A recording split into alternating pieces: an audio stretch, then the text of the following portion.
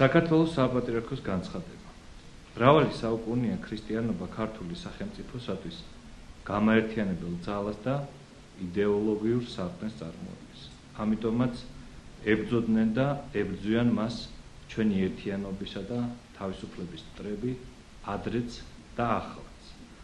პატრიარქისა და ეკლესიის წინააღმდეგ წარმოებული ინფორმაციული კამპანია მიზნად ისახავს ეკლესიისადმი უნდობლობის დანერგვას, რათა შემდეგ ადვილად მოშალონ ქართული სახელმწიფოს საფუძვლები, ჩვენი ფუნდამენტალური ღირებულებები და ამასთან საქართველოს მომავალი ქართული ტრადიციებისათვის უცხო და მიუღებელ წესებზე დაამყარა.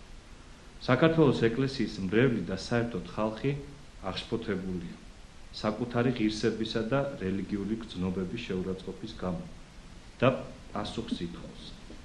ეკლესია მათ მოუწოდებს ლოცვის გაძლიერებისა და სიმშვიდისაკენ. შევნიშნავთ იმასაც, რომ სასულიერო პირების ჩართვა დისკუსიებსა და პოლემიკაში არის მტრული ძალების მიერ დაგეგმილი პროვოკაციის ნაწილი და ამას არ უნდა აუყვეთ.